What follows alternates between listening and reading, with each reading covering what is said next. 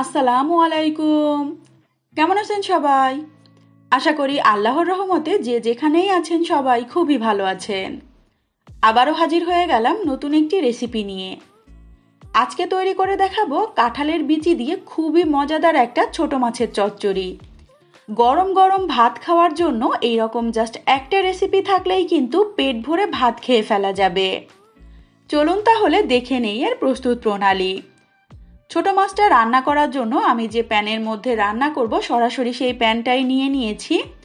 তারপর এখানে দিয়ে দিচ্ছি আমি অল্প করে একটু ছোট মাছ। মোটামুটি যে যতটুকু রান্না করবেন সেই অনুপাতে মাছটা দিয়ে দিতে হবে। মাছটাকে খুব ভালোভাবে কেটে ধুয়ে পরিষ্কার করে পানিটাকে ঝরিয়ে নিয়ে নিয়েছি। তারপর দিয়ে দিচ্ছি এখানে কাঁঠালের বিচি কুচি, পেঁয়াজ কুচি এবং কাঁচামরিচ কুচি। পেঁয়াজ এবং কাঁঠালের বিচিটা কিন্তু আমি একই পরিমাণে নিয়েছি, আর তার সঙ্গে সঙ্গে 5-6টা কাঁচামরিচ কুচি করে নিয়েছি। দিয়ে দিচ্ছি এখানে 1 চামচ পরিমাণ আদা রসুন বাটা। তার সঙ্গে দিয়ে দিচ্ছি স্বাদ মতো লবণ। 1 চা চামচ পরিমাণ দিয়ে দিচ্ছি হলুদের গুঁড়া। 1/2 চা চামচ পরিমাণ দিয়ে দিচ্ছি জিরার গুঁড়া। খুবই সামান্য পরিমাণ অর্থাৎ 1/4 চা চামচ পরিমাণ দিয়ে দিচ্ছি শুকনা মরিচের গুঁড়া। এটা কিন্তু জাস্ট তরকারিতে সুন্দর একটা কালার নিয়ে আসবে। চাইলে কিন্তু শুকনা মরিচের গুঁড়াটা স্কিপ করা যেতে পারে।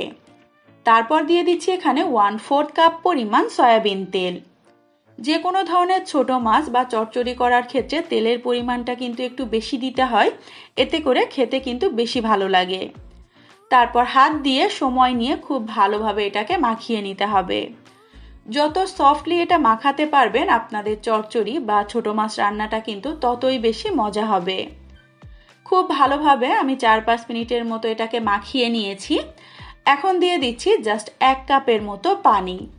মাছ এবং কাঁঠালের বিচি সবই কিন্তু খুব দ্রুত সেদ্ধ হয়ে যাবে, আর মাছটা যেহেতু আমি একেবারে চচ্চড়ি করব, এর থেকে বেশি পানি কিন্তু দরকার হবে না। পানিটা যদি খুব বেশি হয়ে যায় তখন কিন্তু চচ্চড়িটা খেতেও ভালো লাগে না এবং মাছগুলোও ভেঙে যায়। সরাসরি প্যানটা ধরে চুলায় বসিয়ে ঢাকনাটা দিয়ে আমি 4 থেকে 5 মিনিটের মতো একটু রান্না করে নিচ্ছি। ঠিক 4 থেকে 5 মিনিট পর ঢাকনাটা তুলে আমি জাস্ট আলতো করে একটু উল্টে পাল্টে দিচ্ছি। মাছটা কিন্তু এই পর্যায়ে অনেকটা সেদ্ধ হয়ে গিয়েছে, এই জন্য খুব হালকা হাতে নাড়াচাড়া করতে হবে। আবারও ঢাকনাটা দিয়ে 2-3 মিনিটের মতো একটু ঢেকে রেখেছিলাম। ফাইনালি এখানে অ্যাড করে দিচ্ছি কুচনো ধনেপাতা। ধনেপাতাটাও কিন্তু সম্পূর্ণ অপশনাল। অনেকেই আছে ধনেপাতার ফ্লেভারটা পছন্দ করেন না, তারা কিন্তু এটা স্কিপ করে যাবেন। তবে যে কোনো ধরনের ছোট মাছ রান্নার ক্ষেত্রে ধনিয়া পাতার ফ্লেভারটা কিন্তু অসম্ভব ভালো লাগে। আবারও একটু নেড়ে চেড়ে ঢাকনাটা দিয়ে একেবারে এই ঝোলের পানিটা শুকিয়ে যাওয়া পর্যন্ত অপেক্ষা করছি। দেখতেই পাচ্ছেন মাশাআল্লাহ চচ্চড়ি কিন্তু আমার এই পর্যায়ে একেবারেই রেডি। অনেকে আছে হালকা ভেজা ভেজা ঝোল রেখে এই চচ্চড়িগুলো খেতে পছন্দ করে, তবে আমার কাছে একেবারে তেলটা সম্পূর্ণ ছেড়ে এসে একেবারে ভাজা ভাজা হয়ে গেলে তখনই কিন্তু এই চচ্চড়িটা খেতে বেশি ভালো লাগে। এখন আবারও আলতো হাতে একটু নেড়ে চেড়ে ঢাকনাটা দিয়ে এভাবে 2 থেকে 3 মিনিটের মতো একটু রেস্টে রেখে দিচ্ছি। 2 থেকে 3 মিনিট পর এই হচ্ছে চচ্চড়ির ফাইনাল লুক। দেখতেই পাচ্ছেন কতটা ইয়ামি একটা লুক এসেছে। আর এই চচ্চড়িটা কিন্তু খেতেও হয়েছিল বেশ মজার। গরম গরম ভাত দিয়ে খেতে কিন্তু বেশ লেগেছিল। তৈরি হয়ে গেল খুবই সহজ রেসিপিতে মজাদার একটা কাঁঠালের বিচি দিয়ে ছোট মাছের চচ্চড়ি। আশা করি আমার আজকের এই সহজ এবং মজাদার চচ্চড়ি রেসিপিটা আপনাদের কাছে খুবই ভালো লেগেছে। রেসিপিটা যদি সত্যিই ভালো লেগে থাকে চ্যানেলটাকে সাবস্ক্রাইব করে চ্যানেলের সাথেই থাকবেন।